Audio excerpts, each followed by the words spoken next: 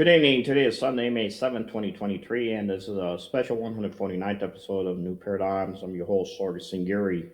Before we begin our podcast tonight, I do want to take this opportunity on behalf of the NEC family to extend our condolences to the family members of those who were killed in the Texas mass shooting at an Allen, Texas outlet mall that took place on Saturday afternoon. This is a location where a member of the Tango Blast, which is an offshoot of the MS-13, one of the largest cartel-linked gangs in the Houston area, killed 8 people. The suspect himself was also killed. Also, to those who lost their lives in the Bronzeville car ramming, which took place, the suspect body tattoo showed that he is a member of the MS-13 gang also. So far in 2023, there have been at least 200 mass shootings that have taken place in our country. These are defined at least 4 people having been shot or killed, according to the gun violence archives. This is also the second mass shooting that has taken place in Texas for just over a week, where the police initially arrested on Tuesday the 38-year-old Francisco Oroplaza, who is also a Mexican alien who was deported 5 times from the United States. On Tuesday, he allegedly shot and also killed 5 people, including a 9-year-old child in his Cleveland, Texas neighborhood on April 28th. I ask our viewing members out there to please keep those departed in your prayers. Also pray for our nation. Before we begin our podcast, a word from our sponsor, Epoch Times. We are being censored. America's news outlets no longer provide the truth. 90% of news outlets in the United States are controlled by 6 corporations. They're not out to tell you the truth of what's happening. They're out to tell you the picture of the world that they represent. The mission of the Epoch Times is to chase the truth, to ground all statements in facts, and prevent people from being misled. The Epoch Times is independent. We're not controlled by any special interest, and we never will be.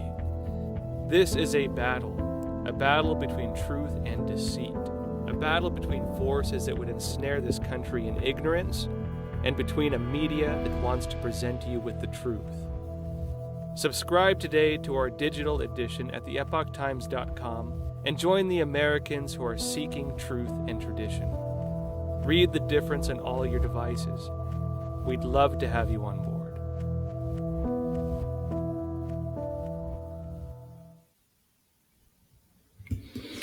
My guest today is my dear friend, Michael Yon. Michael is coming to us live today from Panama. He is America's most experienced living combat correspondent. Mike spent majority of his time, a great amount of his time, really with the combat troops in both Iraq and Afghanistan. Michael's dispatches from the front lines have earned him the reputation as being the premier independent combat writer of our generation and his generation. His work has been featured on Good Morning America, Wall Street Journal, New York Times, CNN, NBC, Fox, and hundreds of other outlets to include the War Room and InfoWars. Mike is joining us today to discuss the weaponization of migration on the southern border, and also the CCP ops and tuberculosis and other possible diseases are coming through the border. Before we begin talking to Michael, take a look at the work he has done, a promo video of his work in the past. So this is it. This is storming the castle.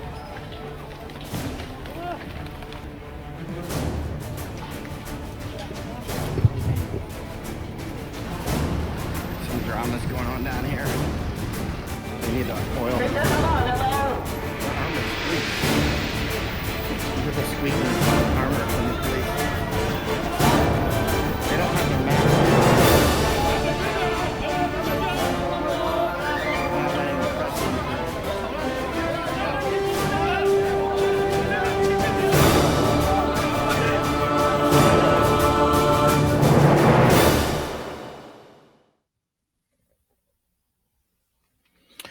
Mike, it's good to have you here, buddy. Much appreciate the time you've been able to take. I know you're in Panama right now, coming to us live. As you heard in my initial read, just the incidents that have just taken place over the past 72 hours, you've had MS-13 linked gangs that have conducted mass shootings and also rammed their vehicles into Americans and others. But what is coming through that southern border, Mike? What have you seen over the past week? You've been on the ground. Wow, there's a lot of things coming through that southern border, from anything ranging from Chinese spies to Haitian and Cuban gangs, Venezuelan gangs, MS-13. We can see that. We can see tuberculosis is coming through. I call them tubercubuses at this point. The buses coming up from Panama up Highway 1, and they go to Costa Rica and continue on. And finally, people cross the borders there, the Rio Grande and other places, El Paso, into Arizona as well. And a lot of people have tuberculosis. A lot of people have other diseases. There's serious malarial outbreaks here in Panama and in Costa Rica now. I had dinner recently with Francisco Agape. He's the mayor. He's a Imbra Indian mayor of 29 villages, Imbra Indian villages, in Imbra and Munan, actually. And he's a friend of mine. I mean, I've been out with him in, I don't know, 15 or 20 villages, and been to Washington, D.C. with him and that sort of thing. And Francisco, again, Indian mayor of 29 villages, told me now they have this huge malaria outbreak. He said before the migration, we would get maybe 1 or 2 cases of malaria per year. And now we get so much. He said, in the old days, when somebody got malaria, all the Indians would talk about it. Like, so-and-so got malaria. Now it's just everywhere. Like, his own wife got malaria, and there's waterborne illnesses with the children. One problem that is definitely growing in the United States, and this is a very, very serious problem, is tuberculosis, multi-drug resistant tuberculosis. When it comes to looking at the diseases of the world that have plagued mankind through the centuries and through the millennia, up there on the top of the list, way above Spanish flu, is tuberculosis. Tuberculosis is up there with smallpox. It's up there with Black Death and that sort of thing. It's like major league gold medalist of the Olympics pandemic, right? That's tuberculosis. We've had it under control for the last few generations because of antibiotics and whatnot. But these tuberculosis over time has evolved to be multi-drug resistant. And many of these people coming through, none of them are screened. And so they're going all over the United States. And even the CDC is reporting tuberculosis. Well, I mean, it's everywhere in America now.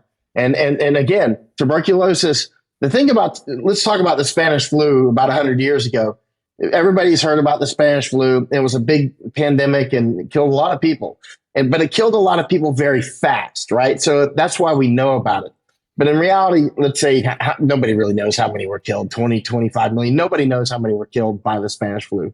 But when it comes to tuberculosis, nobody knows either. But we know that tuberculosis is like, it's like a muck fire. One book that I read on tuberculosis indicated maybe 1 billion people have died with a B, not an M, right? And so so we're talking a totally different class than Spanish flu. But for instance, 2 of President Nixon's brothers died of tuberculosis. When you're reading historical accounts about tuberculosis, normally in the old days, we would call it consumption. So when you're reading old accounts, you'll hear about, President so-and-so or King such and such had consumption, or, during the war, such and such general, was weakened by consumption or died of consumption, which affected the war. So you've read about consumption many, many times, but many people don't actually realize what it is. But it's coming up on every one of these buses now. That's why I call them tubercubuses. And this is a big, big deal. So this is in addition to millions of people are coming through, which are from third world countries. Now, keep in mind, I've spent more than half of my life outside of the United States in about 90 other countries, right? So more than half of my life has been downrange. And many of those years have been in third world countries, right? A lot of those years, and like Afghanistan. And I can tell you one thing, not all fish will mix well in the same aquarium. And so what we've got now is all these Tower of Babel, different cultures that are going to be fighting each other very hard. I mean, so you're going to have fighting on the streets like Kurds versus Turks or Kurds versus Arabs, and of course Armenians versus Turks, and it's just this is how they divide and conquer us, by getting all these what I call anthro-insular human islands, all these different cultures that none of them have sufficient power to actually be in charge, but they all have enough power to fight each other, right? And you can see the World Economic Forum and the Chinese Communist Party are using these For instance, the way you and I have been over to Japan together, Sargis, and you know a great deal about the information war in Japan between Korea and Japan. You and I have spoken together in Tokyo about this, and you saw how this broke Japan and Korea apart. Using information war, and now that defense triangle of Japan, United States, and Korea is that link between Korea and Japan is broken through information. They don't even share intelligence anymore. They don't do naval exercises together anymore. I mean, Japan and Korea. This is a big deal. Anyway, Sargis, you hit play and I kept going. So anytime you need to pause, no, that's okay. Look, you have a lot of information that you're sharing. Look, you talked about tuberculosis. I caught it when I was on my first tour in Korea. That was my first assignment, and I was told then that eventually, if I live to be old age, tuberculosis probably is what's going to kill me, because my body just is not going to be able to resist it once it comes back at an old age. So that's just a reality. Once you catch it, it's going to be in your system and you're not going to get rid of it. The other thing I will tell you is that when you were talking about weaponization of migrants, the first year anniversary, the article that we wrote for the Near East Center that I wrote was really how Turkey was using migrants to be able to keep the EU hostage and get money out of them. So what is happening now to the southern border does not surprise me. I know that we showed the buses in that B-roll that you had shot, but I do know that you've done a number of interviews and covered what those buses are really doing coming up here. And I want to go ahead and introduce a video that we had put together with in production based on the work they have provided us, and we'll start from there. All right, here's migrant buses on the 3rd of May 2023. They're coming up from Darien. 小孩啊、妇女啊，他们过河的时候都很方便。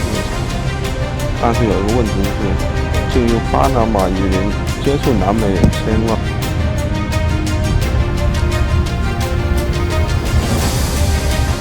In fact, this is the Darien center front checkpoint right in front of us.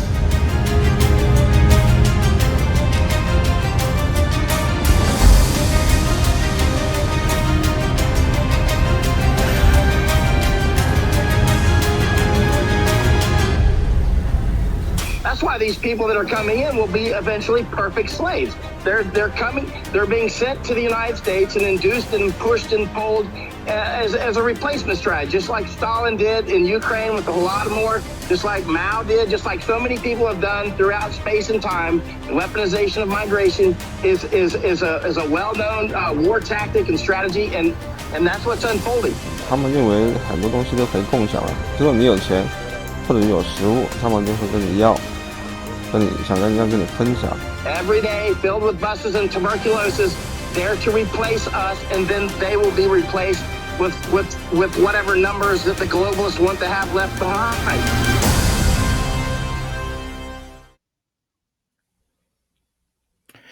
Mike, first of all, I want to thank Sim Production for the wonderful job they did with the videos you have sent us by putting them together for that outstanding job. But for those who don't understand, because you and me have, fought against insurgencies, we even actually ran an insurgency when the Syrian army was fighting in 2014, 2017 against ISIS.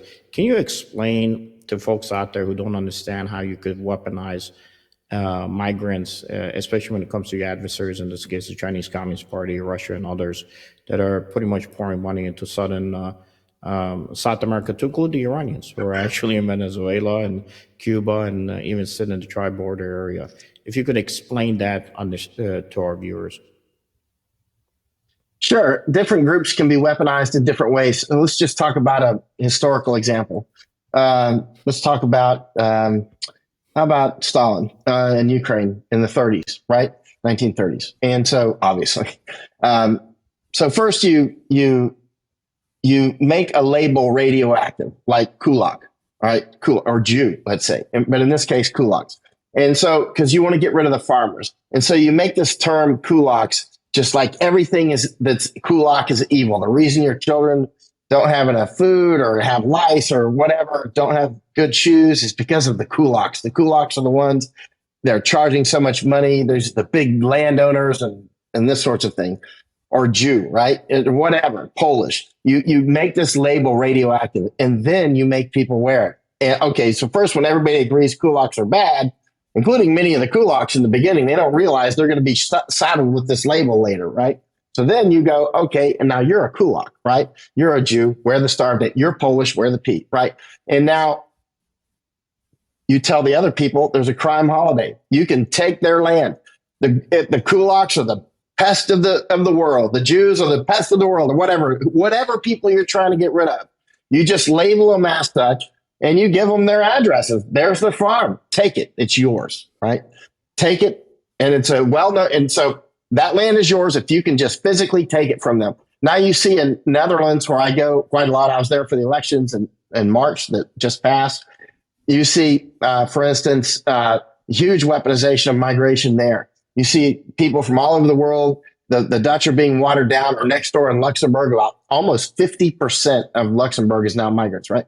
Almost 50%, not 50, right? And that used to be the jewel of Europe. Now it's dangerous. It's dirty. It's quite dangerous, actually. But here's how it happens. This is what's unfolding now in the United States. One of the strategies you see in the Netherlands, they're now saying you may have to take some of these innocent migrants into your home. Let's say a widow that's living in a big farmhouse because her family's gone. You got extra space. You may have to take some of them in. Now, they're not forcing any Dutch to do this at this point. And some of the Dutch will say, oh, they'll never do that. Yeah, right. Okay. Every time they say something like this, they eventually do it. They're psychologically preparing you.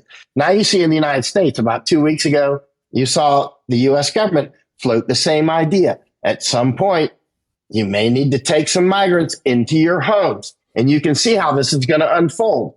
First of all, people will be like, no, I'm not going to do it. Some people probably would just do it immediately because they're predatory for the migrants or the aliens, right? Or they just are naive, right? And also the government can just print money and say, okay, we'll give you $500 a month if you'll take people into your home, right? Now you've got them cohabitating with you. They're in your home, you're right? And now it's very simple to take these phones and send messages to the migrants and send money to their phones. You're the U.S. government. You can send money to their phones, right? You can be like, hey, you need money? You just stay where you are. You don't need to work. In fact, take that house. That house is yours. You're staying with white people. Take their stuff. It's yours, right? That's how this is going to unfold. You can see it unfolding now, right? Again, Stalin did similar.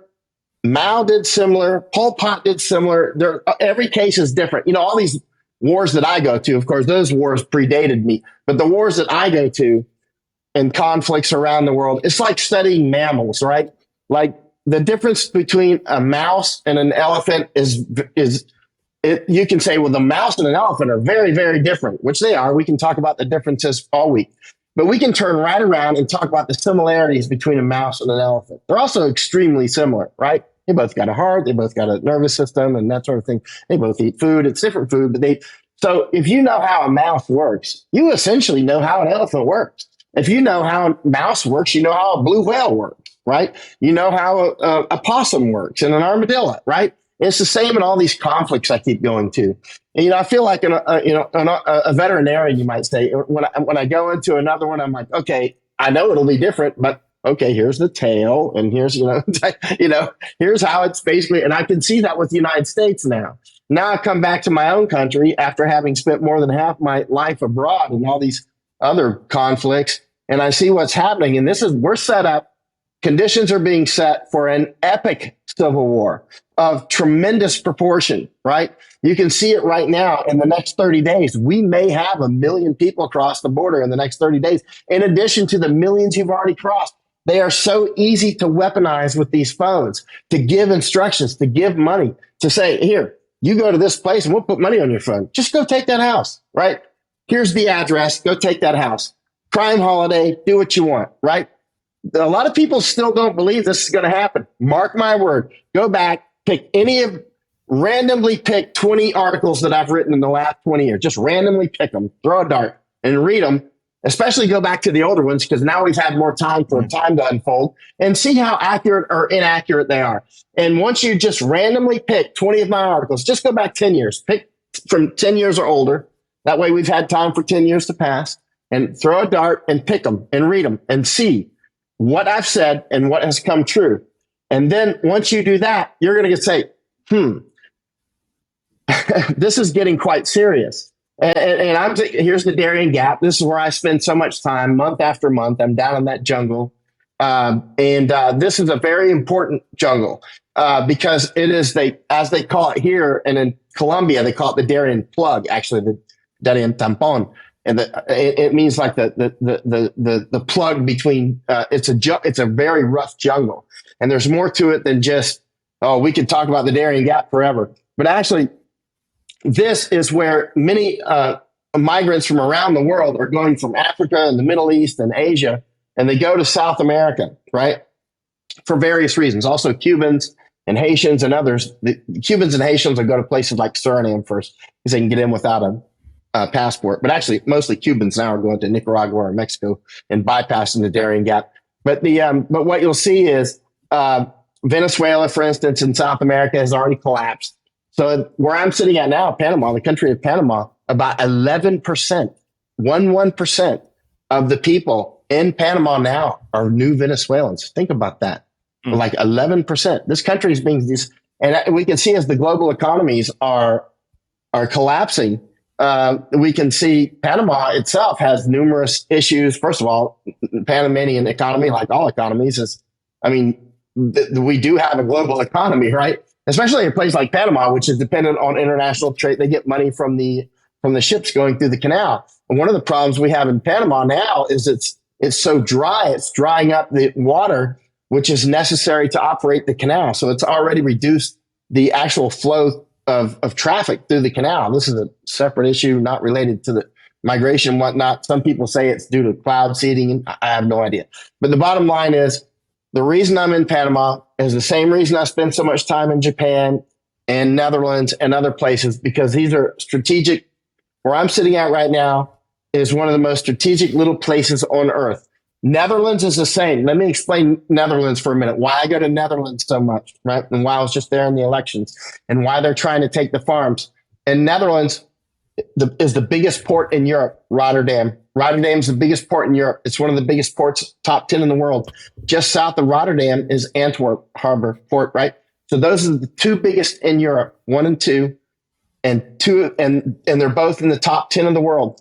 Now, what is at the end of Rotterdam that makes it so important? The railway to China that China has completed goes all the way to Shanghai and Chengdu and all these other places, all the way across Asia, and terminus Rotterdam, right? And so they're taking these farms from the Dutch farmers because the World Economic Forum and CCP want to develop what's called tri-state city, three-state city. Now, when I say this, sometimes the West people, the World Economic Forum people say, well, that's conspiracy theory, which it's not because it's on their website, right? And I mean, it's like, they'll always say it's like a conspiracy theory when it's like, right there on your website. Anyway, so it's not. And so, like when I say Greg Abbott, Governor Greg Abbott's part of the World Economic Forum, people say that's conspiracy theory. I'm like, okay, before you open your little mouth, why don't you open your little fingers and go World Economic Forum and Greg Abbott, and you'll see him on their website with his bio. This takes 30 seconds, right? You know what I'm saying? This is right in your face. So the World Economic Forum and CCP are working to take the farms because the Dutch farmers own roughly 62% of the land, or it's decreasing every minute now in Netherlands. And they own most of the land. And to make Tri-State City, the World Economic Forum needs to control that land, right? So they've already captured the Dutch government. Mark Rutte, the prime minister, is completely owned. You can see Klaus Schwab, chairman of the World Economic Forum, going with his Nazi accent, where do you find such a prime minister, Mark Rutte? He's like the finest slave in the world type thing. Mark Rutte is just the Trudeau of Netherlands, right? And so, so now, once they take this farmland from the Dutch farmers, Tri-State City, here we come. And all these new migrants that are from all over the world there are already starting to replace the Dutch in many, many different things. The Dutch are going to get elbowed out, right? And there's many, many, many different tactics and strategies that are being used. Let's talk about wolves for a minute. Actually, let's talk about the BBB party, the Bodenburger Beweging in Dutch, if I pronounced it right. Bodenburger Beweging. I'm not sure if I pronounced that right, but it means Farmers Citizens Movement, BBB, Bordenberger Bewegung, right? So this is a new political party that started in 2019, very well funded, started from a marketing firm, that's key information, and started in 2019, very well funded. Now, they had signs all over Netherlands, and I was just at the last elections. BBB was the, Bordenberger Bewegung, BBB, Build Back Better. On their signs is BB Better, BB Better, and green, right? Green in Europe, where I lived for more than 6 years, is like green is your enemy in Europe, right? And it's like that's authoritarian hell, right? So BB Better is on all of their election signs around Netherlands. And I'm telling the Dutch farmers, who usually are very sensible people, I'm like, they're telling you who they are. BB Better, Build Back Better. Those are the people openly trying to take your farms, are the Build Back Better people, and it's on their political signs, and you just gave them 15 seats. They just became the biggest party in Netherlands. And so and I was like, they're not even a wolf in sheep's clothing. BBB is not a wolf in sheep's clothing. It's a wolf.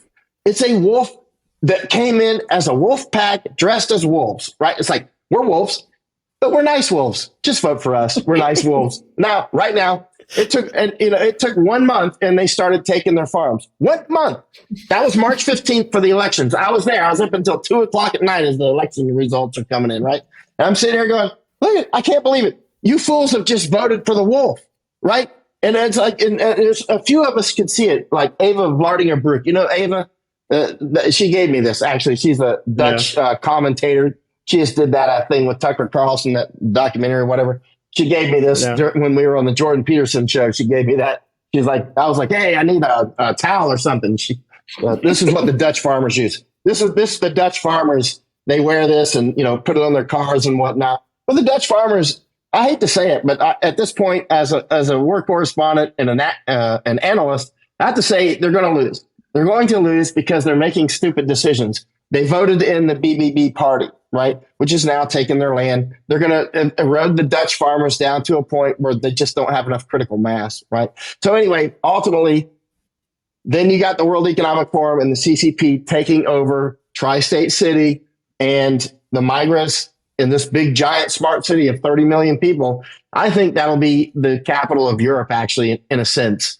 And let me caveat that. I'm not sure if there'll be a capital of Europe, but I think it'll be, let's say, the major hub of Europe. And but CCP and World Economic Forum, they are co-sanguinated. They cooperate together very closely and have for decades.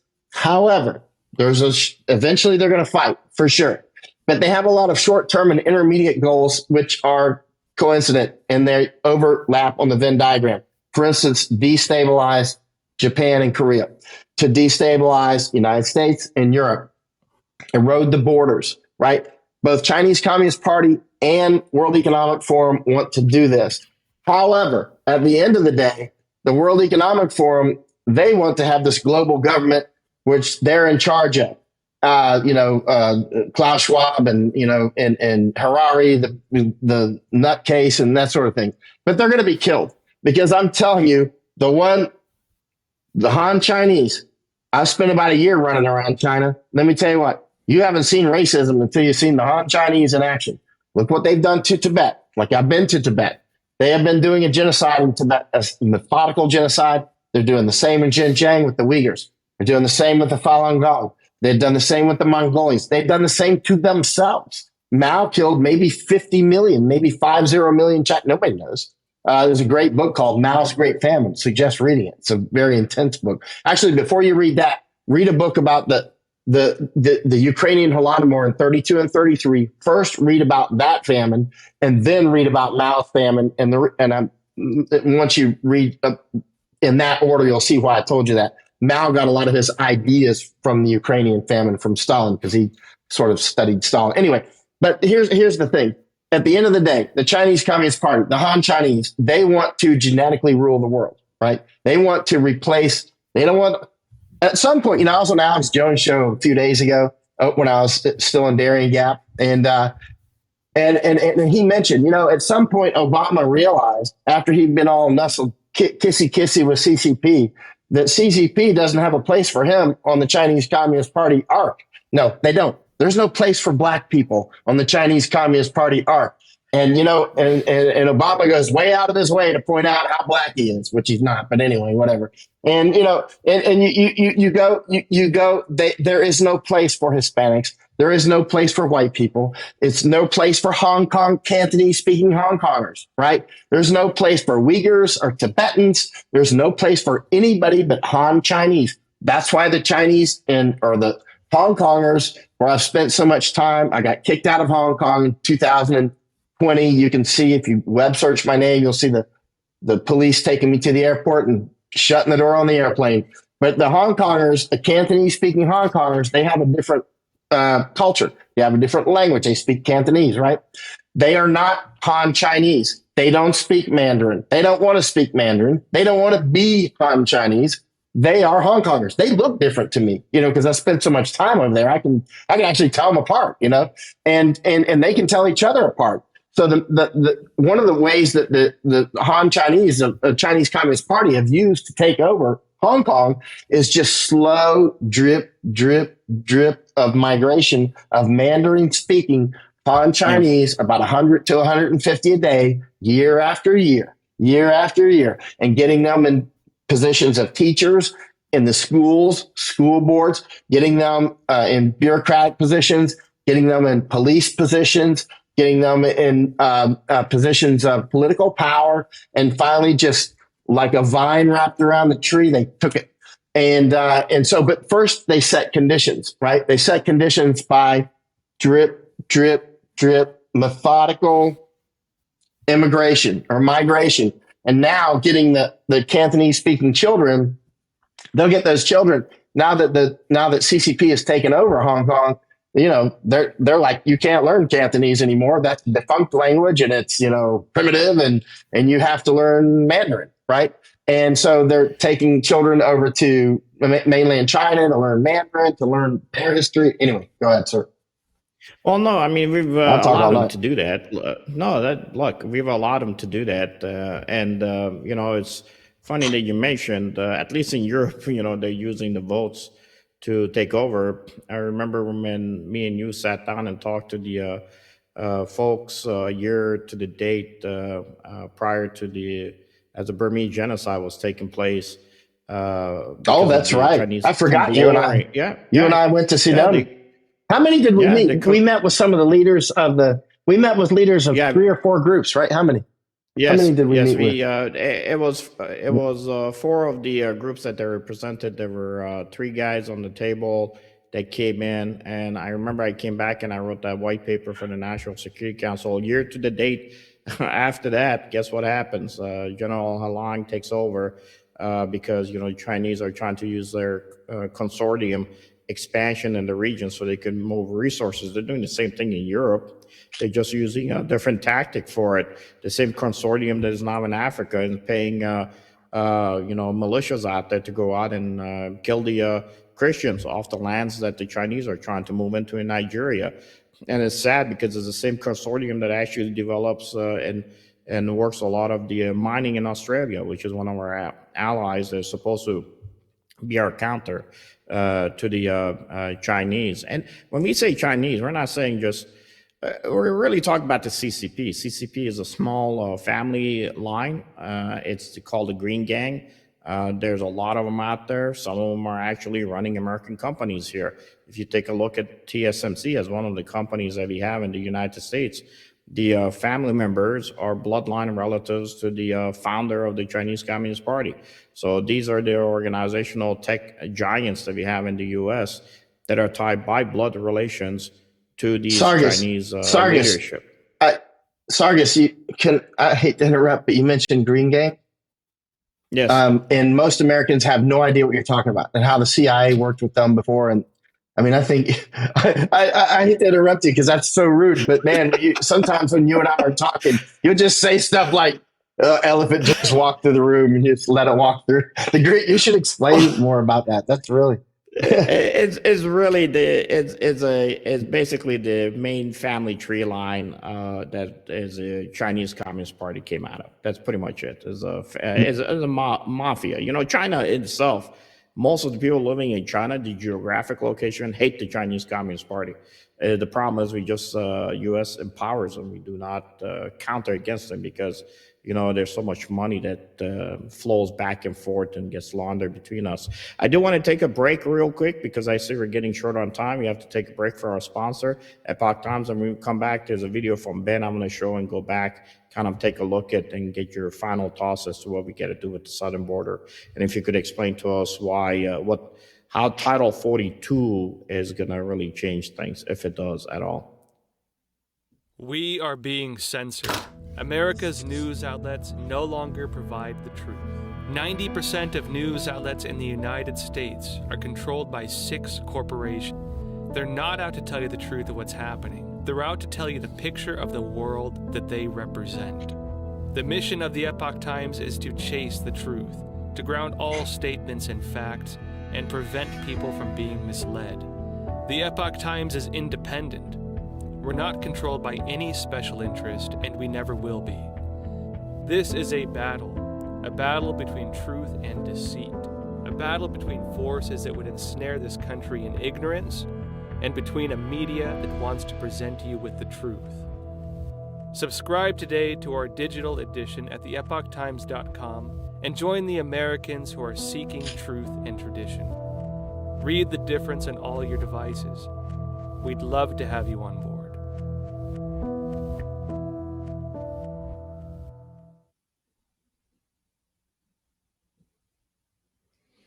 Mike, there's a video that you've been on the border with Ben. I want to go ahead and play that and then get your thoughts as to, okay, how do we fix this issue right now? And again, if you could talk to our audience a little bit about the whole issue of the Title 42, whether or not it's even relevant given what's coming through the borders. That's fine. Yep.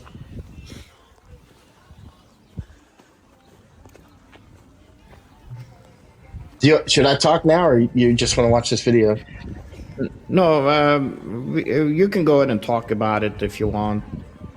Yeah, I see these sorts of things everywhere. I didn't shoot this video. This may be from Ben Berkwam. Ben does so much work.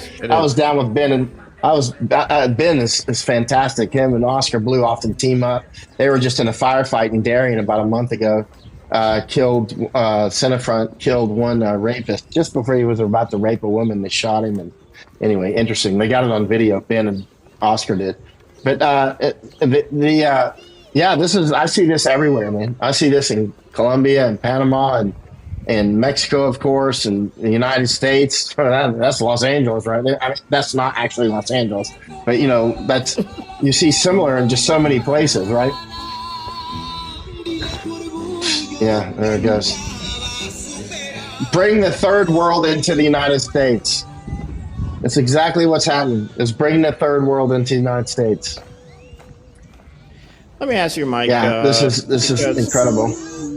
I mean, there's a lot of coordinated effort to take these numbers and just move them. You and me have, logistics is big for the military. Without logistics, you're not going to win any war.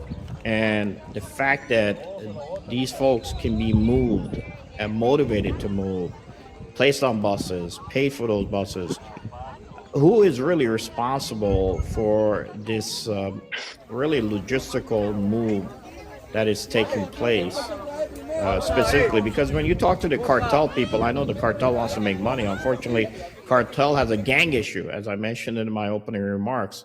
The cartel guys, near East, we did an article on cartel a long time ago, going back, I think 6 years ago now. And in that process, you get a chance to meet some folks that are tied to different cartels, and they say our issue is a gang issue. We can't get rid of these gang members. If you can get rid of the gang members, cartel is, they look at themselves as business people more than they look at it as crime families of what these gang members are doing. Especially, you mentioned the rape of that woman.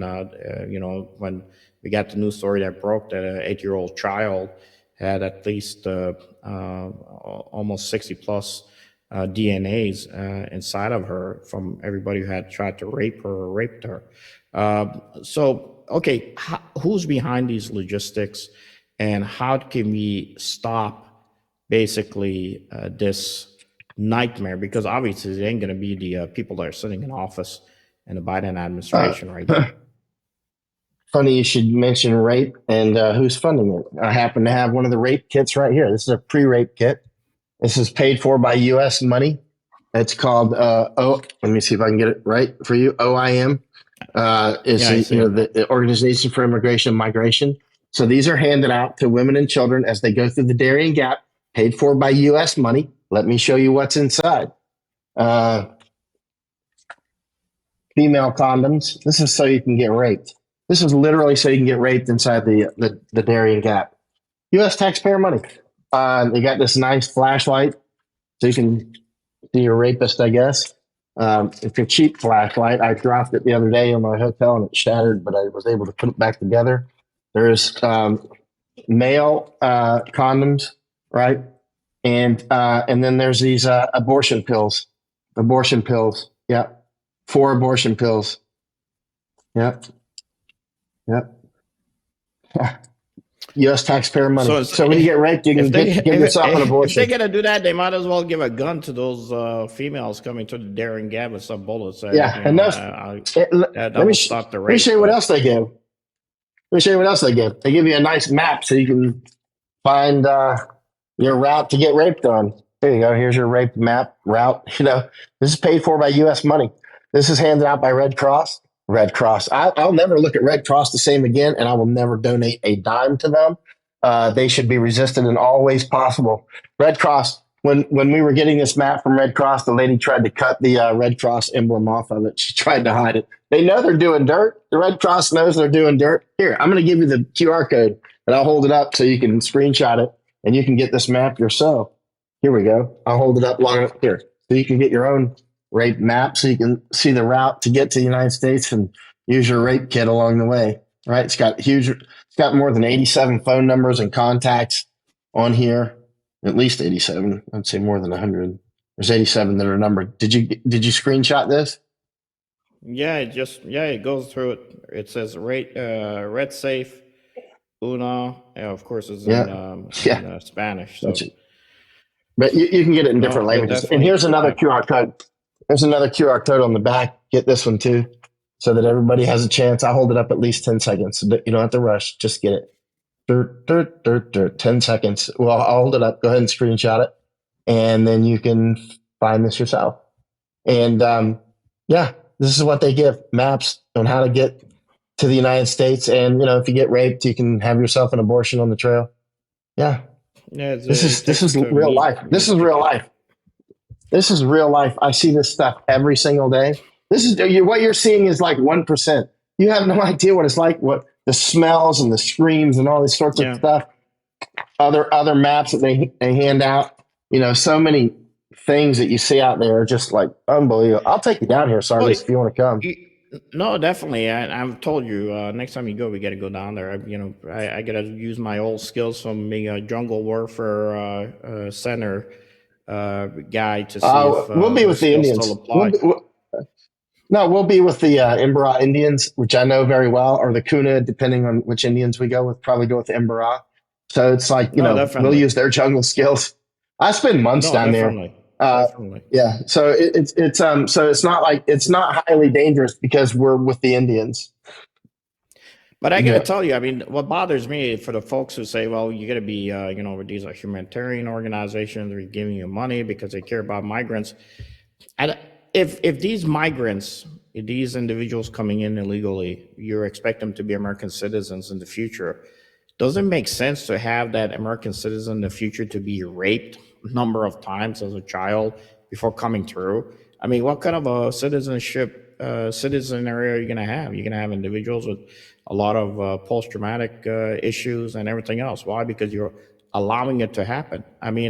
This young lady, the 8-year-old who has 67 DNA samples inside her, that individual is going to do what for you in the United States? I mean, Yeah, I that mean, individual is going to and the need United a lot States. of medical and psychological support in the future. You're going to just bring him here and do what once you traffic him through, so that your non-for-profit can make money off of the United States. So you could turn around and pay These are what these are $200,000 for your CEO. this is a replacement population. This is what Stalin did. This is what Mao did. This is what's been done. This is what China's doing right now with the Tibetans. Drip, drip, drip. Except now it's doing, right now they've already reached avalanche stage. Right now on May 11th, as you know, I'm still in Panama. I just got my Yeah. flight. I'm about to fly up to Texas. I'll be down there. I'm arranging airplanes now to fly around the border and drive down on the ground. And be, you know me, I'll be going back and forth from Texas to Mexican side. And uh, we could have 1 million people come through in the next month. But even we've already had millions come through. The United States is destabilized. The economy is collapsing. Again, just pick anything that just pick 20 random things that I've published in the last 20 years. Well, banking, And right? audit We those. talked about banking. Yeah, we Yeah. talked about banking. In 2020, you and me spoke in January. You talked about the famine. You talked about the collapse economic. You talked about a possible It's war coming. coming before even Coming. the war took place, even in Ukraine. So everything you've talked about, has come to fruition. Unfortunately, the decision makers just don't do anything. They in the system, they just Well, sit around and absolutely do nothing. as our mutual friend Al says, or as I call him, JBS, Jew behind the scenes. We were in Tokyo one time, and he's drinking whiskey and smoking a cigar, and I'm like, how he is. He's super smart, and I was like, I you was really there. are the. Oh, you were in the room. I was like, you really are the Jew behind the scenes. And that's, and it's like, he's like, so that's why when he publishes on my Twitter, I've told my readers, anytime you see JBS, that's Jew behind the scenes. That's the big Ashkenazi brain behind things. So it's, But what I love about Al is, as much as we spent all night drinking and having fun, and then the second, I don't know if you remember the incident where that young man came out of that cab and tried to attack the taxi driver in Japan. He was all over the guy within just split seconds. I remember Al, yeah, Al went after one guy and I went after the other two. I remember that. Yeah. That happened very quick. What happened there? We were waiting for we you were guys. just yeah, Well, I mean, we the were guy just came walking out, down the street and those guys yeah. and yeah. Yeah, the guy came They out suddenly and he tried to attacked attack they the suddenly cab driver. attacked somebody. Yeah, it That's was a right. cab Al driver. attacked He one came and I out took of the other two. Yeah. Yeah. So That was weird. And then we we've just had some kept going. history at It was least, over. but we'll see. We'll see how the day I forgot about until that. both of us end up on the Yeah. ground. Oh Lord. Okay, we're coming to the close of our show, Mike. I would love to sit here and talk for hours, but what is if you could have a fix? Because a lot of people ask me. I think we burned so many institutions in our country that I don't know how you're going to recover. But what is the fix for what is happening on the ground? Is there any fix that you think that can be done through DC? Well, it's clear that we have systemic cancer. I mean, it's quite clear. I mean, it's clear that for instance, let's say FDA or EPA, and they're all captured, right? What's fascism? Fascism is when government and industry are just so co-sanguinated that they're inseparable, like seawater, right? Salt in the sea, salt in the water, salt in the magnesium, whatever. It's all this thing, right? And by the way, Nazism, take fascism and add a huge racial component, right? So Nazism was fascism plus a booster of racism. That's why the Hong Kongers call the Han Chinese, the Chinese Communist Party, they call them Chi Nazis. They call them that all the time. You look on my Twitter, look on the top of my Twitter, and you'll see Chi Nazi. That was a photo I took downtown in Hong Kong during the fighting, right? And so what we see now is huge, literally Nazism. That's why you see they're using the Antifa clowns to do. I've been in a lot of the Antifa fighting. They're total like druggies and stuff. They're right now they're working in some coffee shop and then they go out and master the universe on their drugs. But they're always talking about Nazis. Oh, you're a Nazi, you're a Nazi. But the bottom line is what we're seeing is literally Nazism. It's literally fascism plus racism, like kill the white people type stuff. But at the same time, what's a really interesting kayfabe twist to this, like pro wrestling twist, is that you see these people that are being brought in are useful idiots. They are to be disposed of later because that's how this dance goes. How this dance goes always is you bring in these useful idiots over the border right now to replace you and me, to replace core Americans, literally kill us or run us off, mostly kill us and take our property, right? And then these useful idiots that are no longer needed, you kill them too, right? And then you'll have some lower population and you'll have a more compliant. That's what the Soviet Union did. It's what China has done. It's a story as old as time. It's like the circle of time when it comes to authoritarianism. It's like a franchise, right? You can apply franchise to a pizza joint. You could apply it to a gas station. It works everywhere, regardless. So, I mean, it is. And what you're talking about, Mike, is not. It's been written in historical books. Everybody knows about it. In the Intel community, you read these things, you study, and then what's sad about it, we get our Intel people in the DC. They actually see the same. Battle plan being executed, but they don't do anything about it. That's the issue at the heart of it. You're an Intel officer. I deal with Intel people constantly still in military, and as you know, with the military and with the Intel community and how they like salt in the sea, there are some that are absolutely incredibly competent people, and then there's just this other part of the bell curve. It's like, I don't know where intelligence got in central intelligence. It should just be called central agency, right? It's like, there's really a bunch of dumb shits that work there. I mean, it's like people you wouldn't hire at Starbucks. You know what I mean? Seriously. And sorry, Starbucks, but there's a lot of CIA people that you would not hire as a barista, Well, I think for our viewers who don't know, that's why the military guys sometimes downrange, especially in Iraq, we used to say clowns in action at times instead of the Central Intelligence Agency. Unfortunately, the institution did it to itself. Hopefully, it will recover. There's good people within all the agencies that we have, but if they do not take hold and are able to change things and shape, then we are where we are today. Mike, for our viewers out there, to follow Mike, just go to the QR code and you're able to take a look at his Twitter. And I know you've been on a lot of shows lately. I'm glad we had an opportunity to bring you on a special Sunday show. And then, yes, definitely I'll take you up on it, me and you down in the Darien Gap. I usually get in trouble, as you know, but hopefully I won't get you in trouble this time when we're downrange. And also I want to say to our viewers out there, if you liked our show, what we do here, please help us with United a Sunni Appeal. And Mike, we were talking about immigration. We had a young man, an Syrian engineer, well-to-do. His dad has been a staunch supporter of U.S. policies. He applied for coming to the United States last year.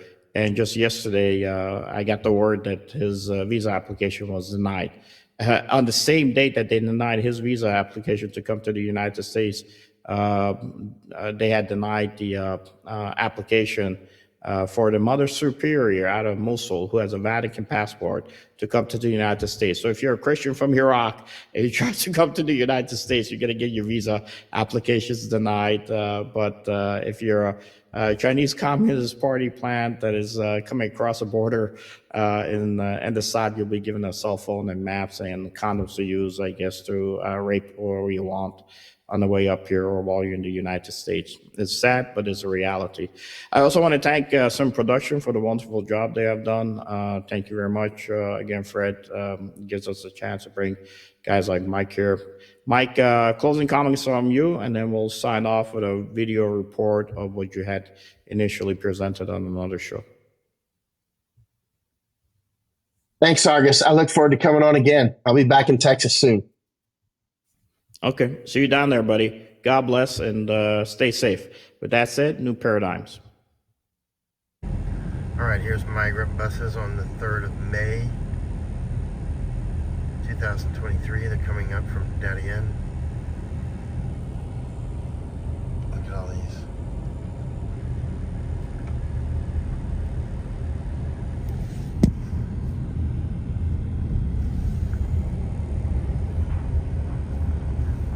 fact, this is the Darien Centerfront checkpoint right in front of us.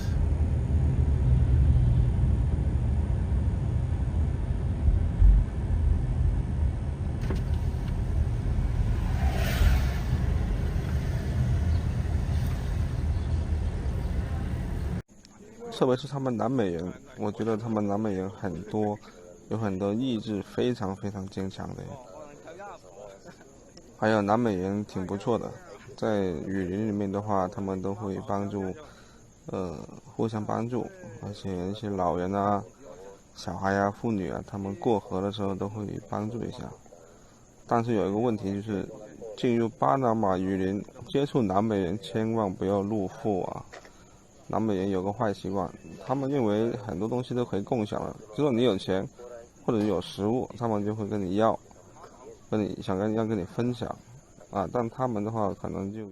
A lot of Americans have no concept of Constitution. That's why these people that are coming in will be eventually perfect slaves. They're being sent to the United States and induced and pushed and pulled as a replacement strategy, just like Stalin did in Ukraine with the Holodomor, just like Mao did, just like so many people have done throughout space and time. The weaponization of migration is a well-known war tactic and strategy, and that's what's unfolding.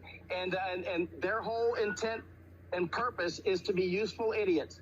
These are the useful idiots that are coming up on these buses every day, filled with buses and tuberculosis, there to replace us, and then they will be replaced with whatever numbers that the globalists want to have left behind.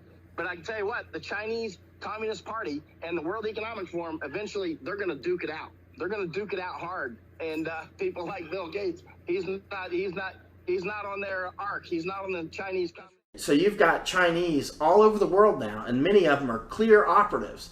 And they have open police stations in places like Dublin and in New York City. They can kidnap you easily, and you'll end up in China. They could kidnap us today. They could literally, hey, there's the ocean right here. They can kidnap us. We'll be on a boat, airplane, we're off in Beijing. We're in a dungeon. These are serious people. This is an actual invasion.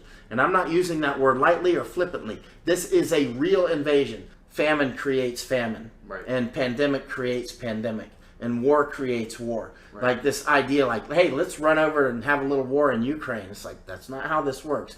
Anybody that tells you that they know how to control a war is a fool, and you should just shut the door on them. Currently in Panama, Michael, where there are a lot of these migrants are traveling through the jungle in order to make their way eventually to our southern border. What do you hear? Are you hearing more buzz about the preparation to enter the country now that Title 42 will be coming to an end in a matter of days? Is there an excitement about it?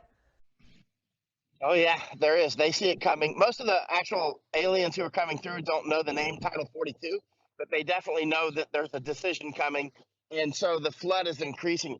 I'm standing at the spot right now. Behind me is San Vicente Camp, actually. In the distance, this is, I said, 200 or 300 yards. And this right here is, you've often seen the videos of where the buses line up and head up Highway 1 every day. This is that spot. And this is Highway 1 behind me. So they get on that highway and they head up to Costa Rica and eventually to the United States within a couple of weeks. So every day about 30 to 40 buses are lining up here.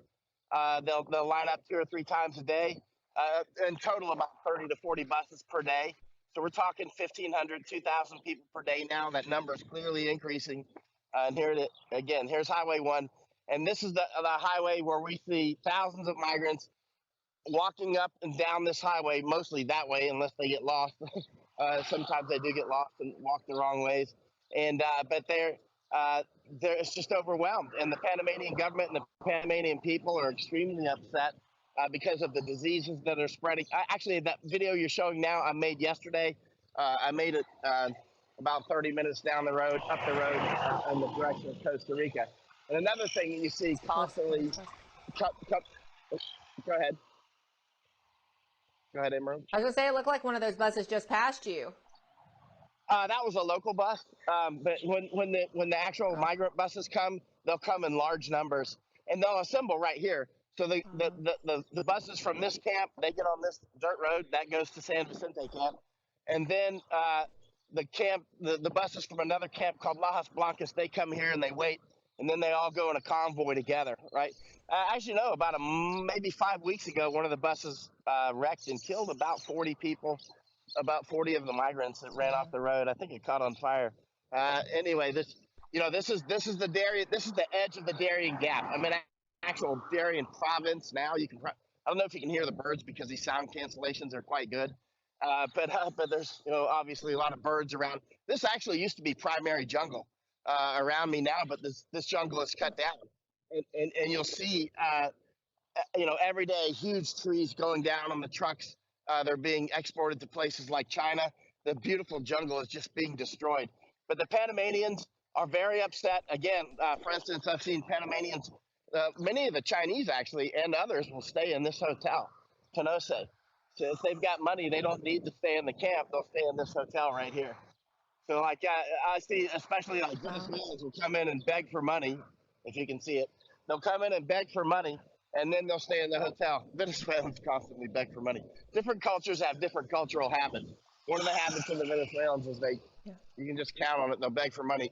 And so the Chinese have money, actually. They're the ones who have more money, and so they take an easier route to get here, and then they take an easier route forward. Actually, a lot of the Chinese actually will start in Mexico. They'll start in like Cancun. The ones who can really afford it, they will. It's easy for them to get a visa to go on vacation in Cancun, and so they'll just start from Mexico, right? So it's not like this is the only route. But right now, the instantaneous rate here is more than 400,000 per year, and that's according to the Panamanian government. Told me about 2 weeks ago. But that number is clearly dramatically increasing. Actually, I would say probably more like 600,000, but nobody really knows. That's just this artery. So can I ask you a question, Michael? Who's coordinating and funding these buses that carry the migrants? Well, who's funding it? The United States. I mean, our flag is right on inside of this camp behind me over here. U.S. flag is there. I mean, the U.S. government is funding it. When Mayorkas comes, he lands on the runway about 600 meters from me. Back behind me, there's a runway back here. He like last April in 2022, I was here when they came in 4 Blackhawks. They also came this April. I was here as well. And this is the show camp, San Vicente. This is the one where you want to show. This is the show house, right? So it's the clean camp, the nice camp, and so it's U.S. taxpayer money.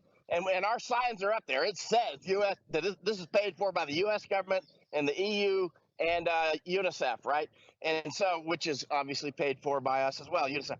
But so there you go. That's at this camp right here, actually.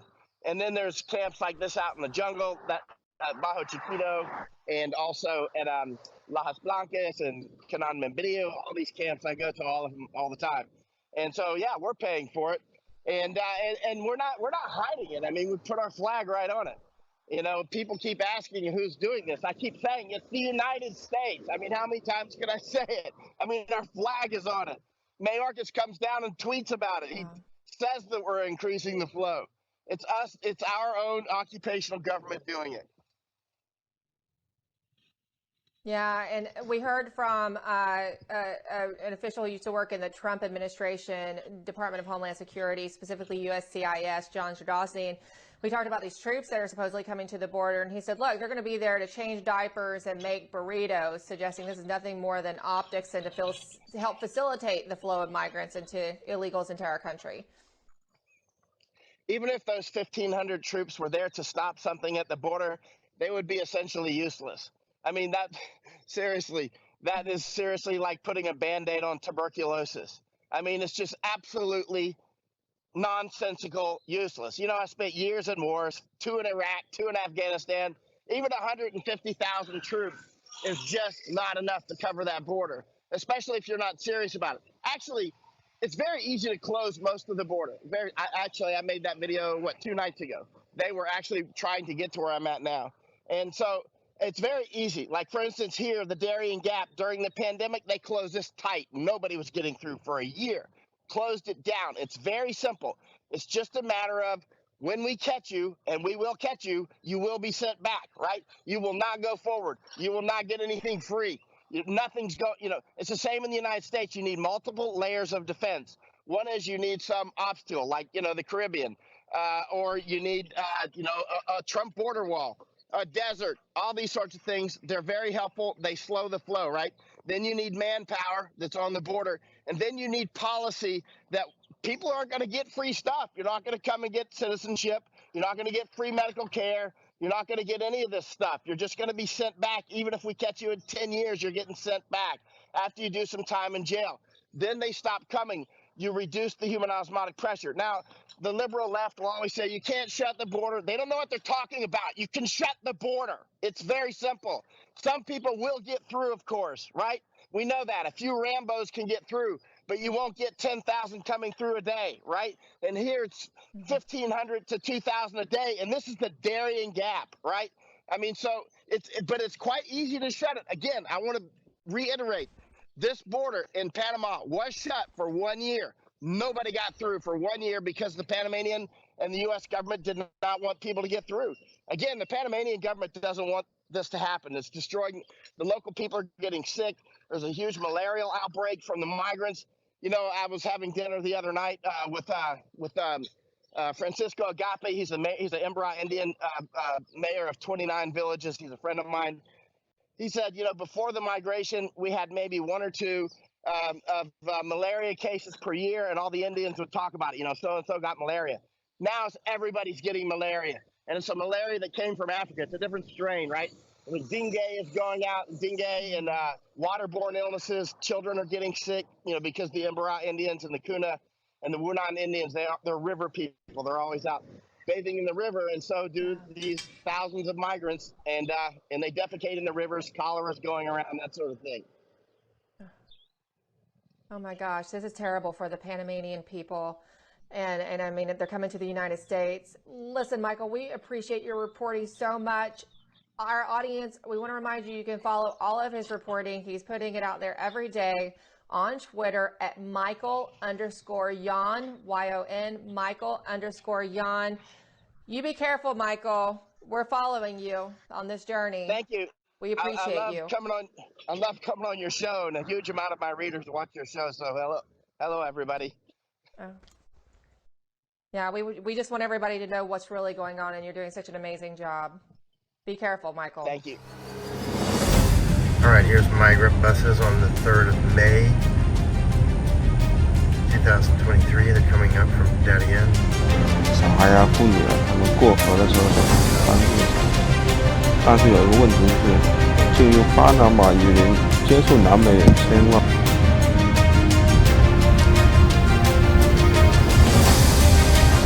In fact, this is the Darien Centerfront checkpoint right in front of us.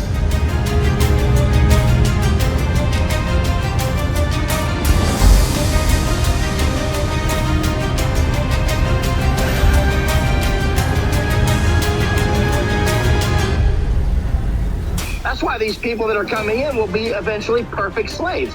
They're being sent to the United States and induced and pushed and pulled as a replacement strategy, just like Stalin did in Ukraine with the Holodomor, just like Mao did, just like so many people have done throughout space and time. The weaponization of migration is a well-known war tactic and strategy, and that's what's unfolding. 他们认为很多东西都可以共享了，如果你有钱或者有食物，他们就会跟你要。 想跟你分享。